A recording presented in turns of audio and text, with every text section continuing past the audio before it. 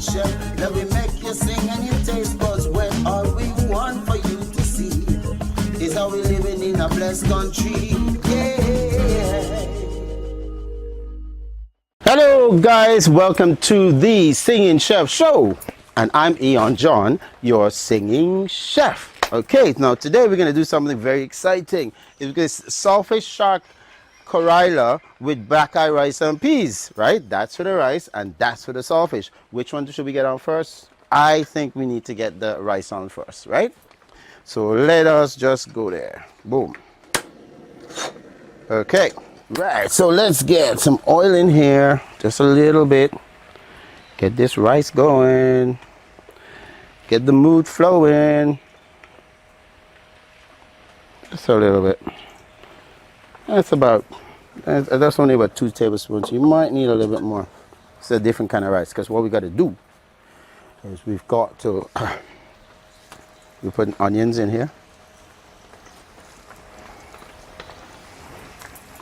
Sweet.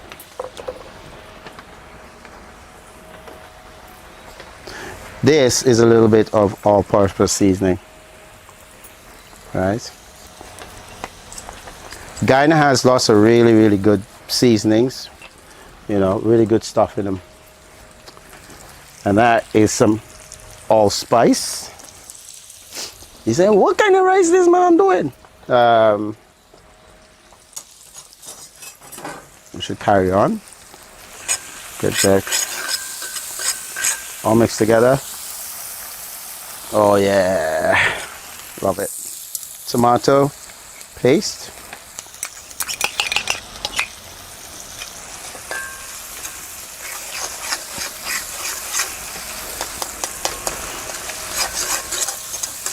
Oh yes, levers, right? You see how that onion is getting kind of translucent? That's when you know, that's how you can time your food. So at that point is when you can add liquid and stuff like that. But still, we've got to add our black eyed peas. And remember, don't try to remember that everything's posted so periodically on the show, so you could be able to, you can have enough time to either write it down or just do a screenshot or something like that. Go. Doesn't that look good already? Oh yeah.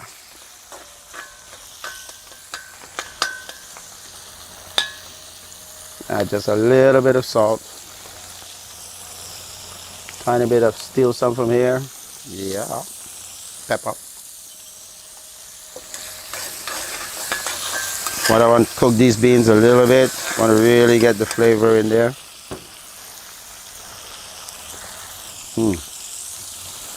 Oh yeah. That says yes to me. That's chicken stock. You can use vegetable stock, you can use fish stock, you can use whatever stock. But probably a lighter stock is probably better. Take some of that out to the bottom. We'll need to waste that. Look at that color. That's just beautiful. Oh yeah. Right, this is good. I'm gonna add the rice to this. Okay, this is the only bit you need to pay attention, right? Is that I'm adding the rice to this. Because I want the rice to really mix up in that flavor. This looks almost like Creole rice. Nice. But no, this is black eye rice and peas. Nice. And just let it take up. You see when you see like a little bit of bubble in there. Perfecto. Right. So this is the time we add the coconut milk. Oh yes. Oh yes indeed. Right. Now this we're gonna leave to cook.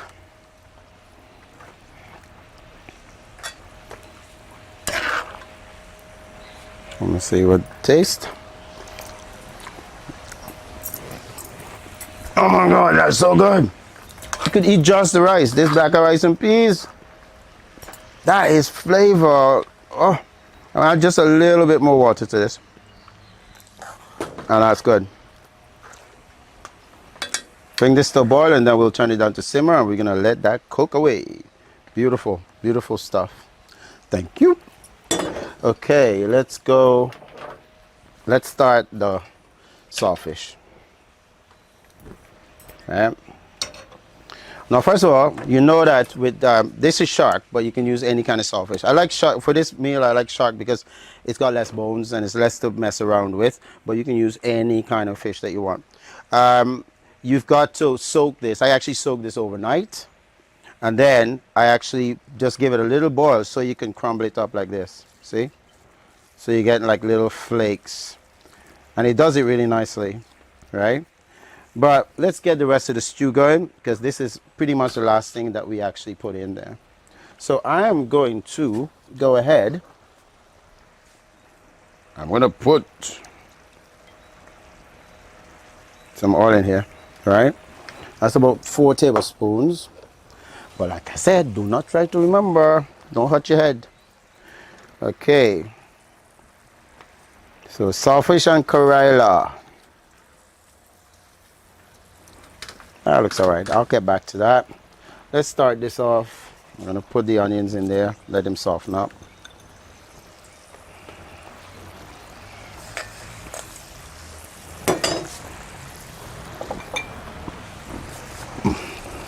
I want a lot of garlic. Oh, yes. And you can come up, please. Beautiful. A lot of garlic.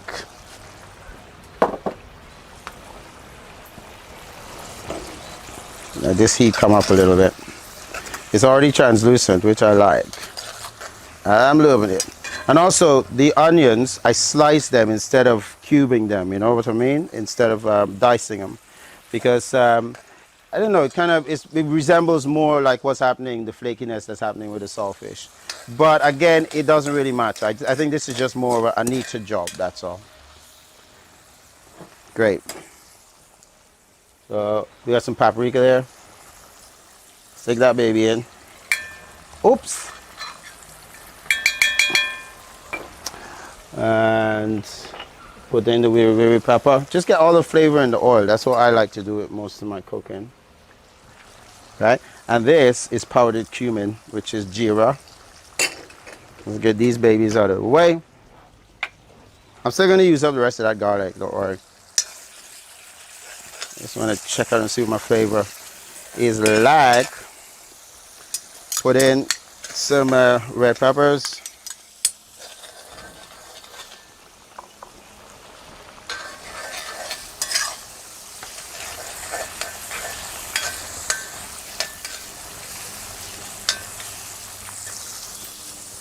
I'm not going to add the tomatoes straight away because this is chopped up tomatoes, right? Because that's got quite a lot of water. What I want to do is I want to fry the saltfish in the oil and all those flavors that are in there, right? But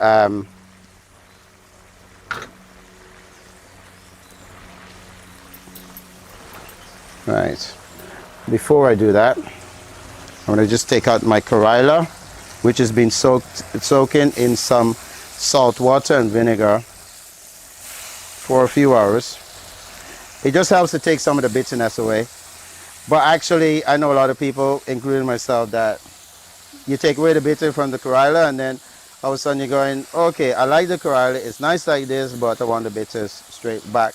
But I'm telling you, when I was younger, a little boy, and you put this in front of me, put Corilla in front of me, my gosh, I start crying straight away, and I wouldn't stop until you remove it. But now, this thing is so good for you, and now I pass this thing in the market often, and then just once in a while, about once a month or so, my whole body goes, you need Corilla. So that's why I kind of came up with this dish, because I just love it. This is the way I like it, yeah? Okay. We can put our saltfish in there.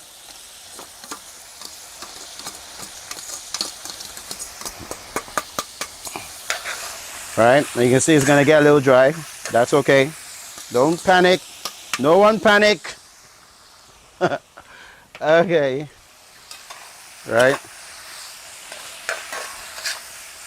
Yeah, just flip it over, right?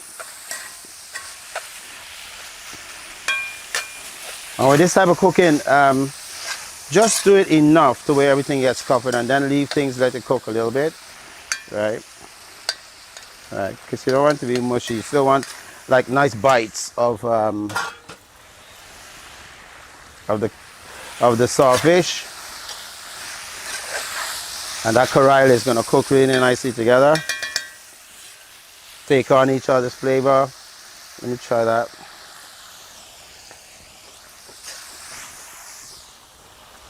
That's pretty awesome. Oh yeah, that's pretty awesome.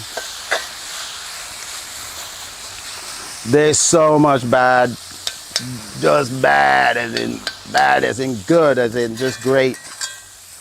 Lovely flavor in that.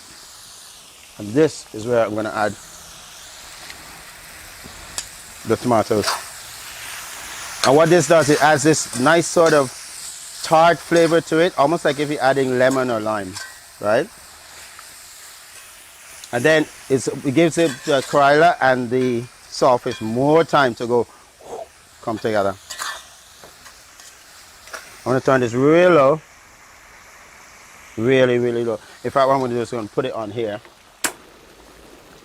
Turn that down really low. We're going to move that over, and I want this bad boy. There's going to be a synergy. Look at this.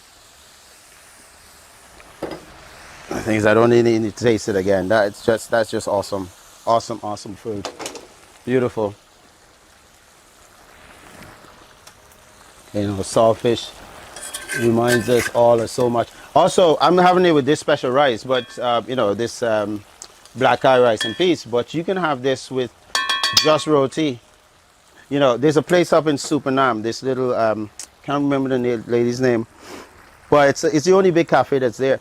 And she cooked something like this just years ago. I tried it in her place with Corilla, but she had to put okra in it as well. I remember, and it was like little shrimp that she did.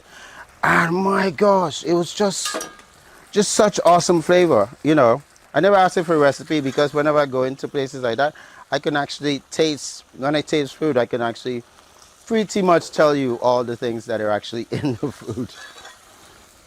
But yes, that lady is my friend, and whenever I go up there, I always eat her saltfish or shrimp and Corilla and okra, which is just lovely. Great breakfast, great lunch, and with rice, great dinner.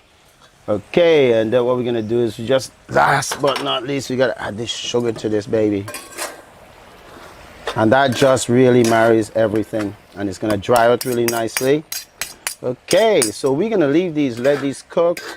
This rice is gonna take about 50 minutes. This is gonna be ready in about 10 minutes. We're just gonna leave them so they can go and come back and give us beautifulness. Yes.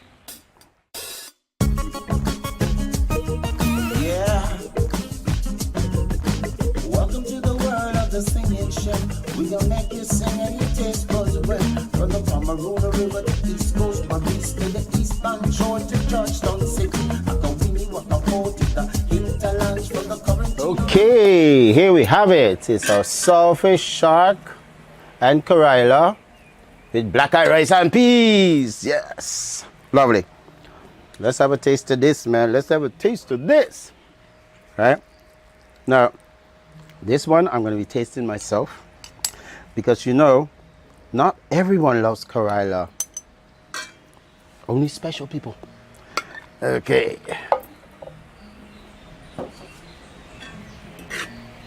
For me, this is like gold, right? This is a dinner version, like I'm saying.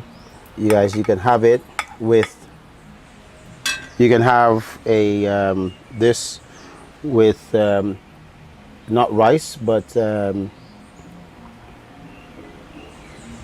lovely roti or dapur you can have it with, right? But a nice dinner version. That's more sort of lunch or breakfast.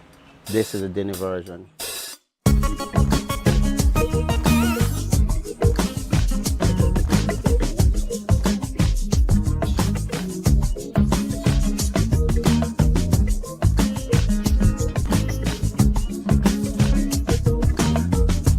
let's dig into this. This is our saltfish, shark, and black eye pea rice. Black eye rice and peas. Taste that rice first.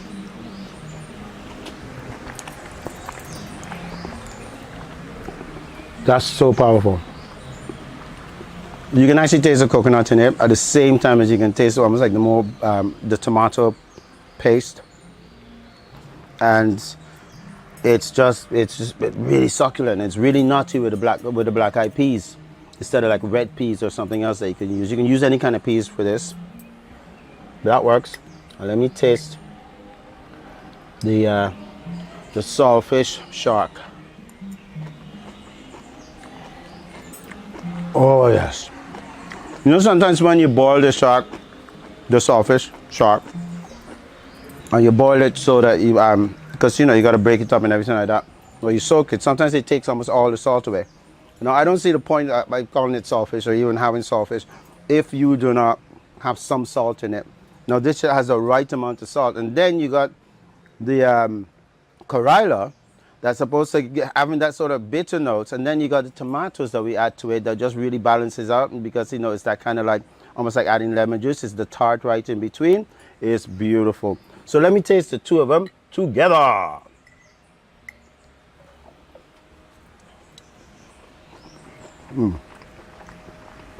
Wow, this is beautiful, guys. Really. Although we're doing it slightly differently, it's just got this real flavor that, you know, that Guyanese food always very, very unctuous with a really, really nice big flavor. Beautiful.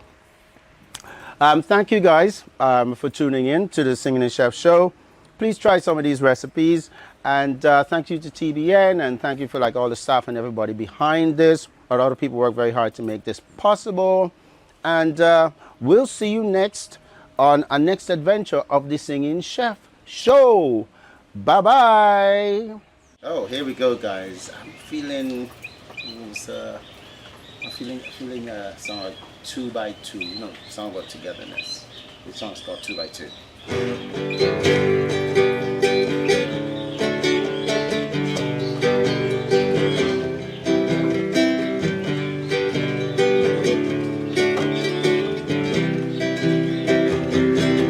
2 by 2, we made to measure, walking around with a loaded gun, but still now we're here together, and we're still just having fun.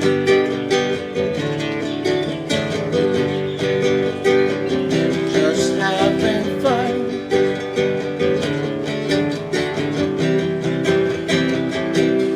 One by one we take the stage. Every act of pose is strange. The effigies, they run away one by one, and we're still just having fun.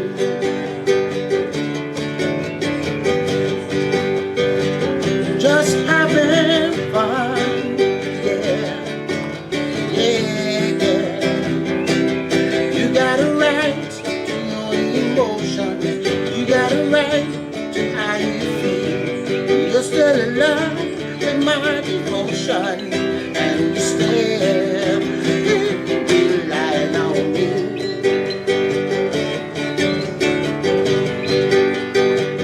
Relying on me, yeah, yeah. I'll never leave you for dead. Like a question in my head, I got to know to be sure you'll be alright. So I'm giving you my life.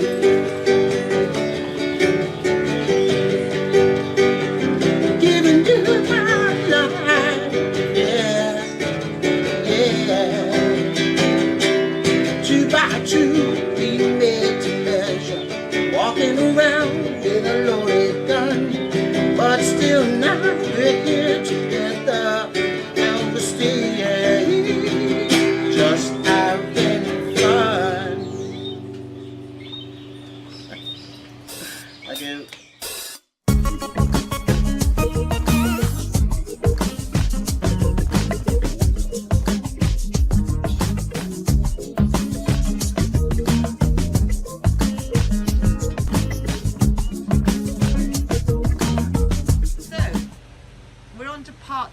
Eon John's story. When we left you last, Eon, you had just arrived in England. So tell us a bit about that part of the story. Oh, yeah. When it was a friend of mine, Nikki, that actually just said, just come to London. We've got a rave, and you know, it's a time when they used to have like all these big raves and whatever. And I went to London to see my friend. They didn't treat me that nice on the entry, but when I reached London from Dover, I just thought it was. I looked around and I thought, no, I know where I found my place. And so on, I was here 35 years later. Wow. So how did the music journey start? Well, straight away, I answered an advert in Melody Maker. People were looking for a singer, songwriter, and it turned out to be the band Honeychild. And then once I joined them, 6 months later, we had our first record deal with Virgin Records. Thanks for the money. Great. And then what happened after that? What do you mean, what happened after that? Well, you joined the band, you got a record deal, you started touring. Oh yeah, we did loads of touring. With the band, really, it was just Big Jesus Jones, Blondie, which is like, you know, Debbie Harry. We did Toots and the Maytals, the Wailers.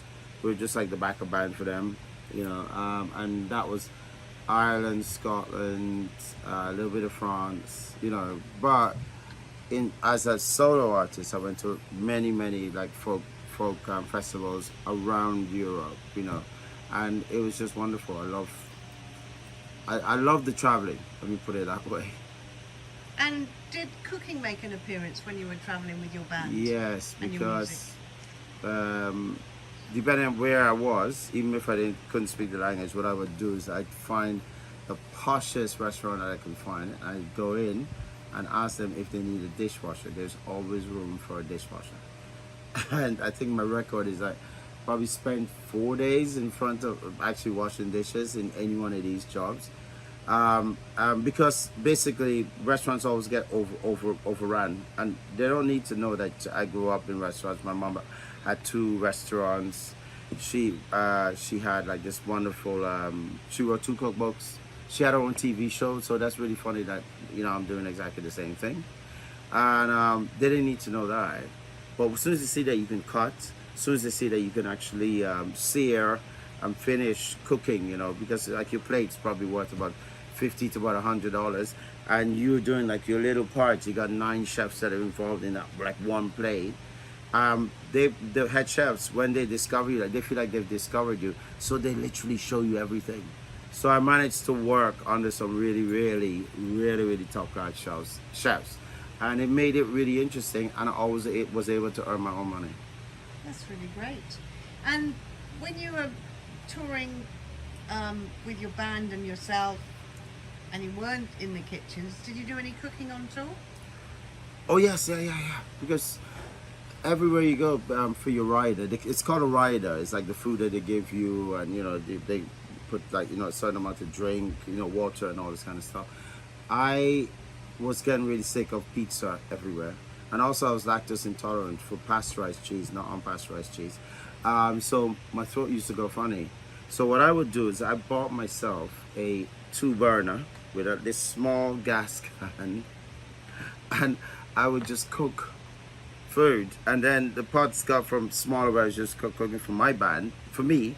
Then it was the band. Then it was the crew. Then it was like, you know, the lead band as well. Everyone, you know, you had like Debbie Harry sitting down and Chris Stein and stuff like that, sitting down at your table, well, from eating. Blondie. Yeah, from Blondie, eating your food. Because it was just really cool. Because you know, you're in Spain, you just go get, you know, you go and get really nice cravats. I mean, not cravats, but shrimp. You know, nice big shrimp. You know, you do your tomato sauces. You can have noodles. You can have rice, all sorts of stuff. And it was just wonderful. And I that's how I kind of start really learning about food from around the world, particularly around. Right. So I mean, I ended up cooking for myself, then the band, then basically the other band and the crew. So everybody used to eat my food. So basically I started cooking, doing music and food on tour. And So then, you know, obviously many years passed, you got married, you had 2 children. That marriage didn't work out, so you then were looking about what was the next part of your life. Yeah, well, I must say coming back to Ghana, it's been amazing because I can't believe it's so kind of easy to live here, and also the ingredients, you can't cook better than your ingredients, and the ingredients here are unbelievable. You know, I don't think that most of us Guyanese really know the potential of like how amazing like your pumpkin is. The pumpkin here is like a cake. You know, I've never eat pumpkin outside of Ghana. Pineapple comes from Ghana. You know, look at that pawpaw, and the fish is only 1 day old when they come. You know, when they go out and they catch the fish and bring back. That was from last night. You just bought. You know, that was last night's catch. The beef here, the cows, they're like natural lawnmowers, and then when they don't want to walk around anymore, they themselves would just go and jump in one of the canals or something, like just to cool off. Like, that's proper free range, proper organic, really, as far as close as it's gonna get. The food here, the basic ingredients are unbelievable. All that I'm here to do now is just add a few techniques, make it look kind of like fancy, but basically the basic thing is already here. We got like a fantastic ingredient, so it's just getting that cuisine up so that the rest of the world would actually notice our cuisine. Well, thank you. So Guyanese cuisine could be some of the best in the world, you believe, because of the produce? I'm sure of it. Because of the high quality of the ingredients, and you're happy being back here, doing your music, doing your food, and back home. Yeah, got my own television show, got my cake, you know, my lovely cooking business. I'm good. Thank you, Guyana. All right. Well, thank you very much, Eon. All right. Thank you.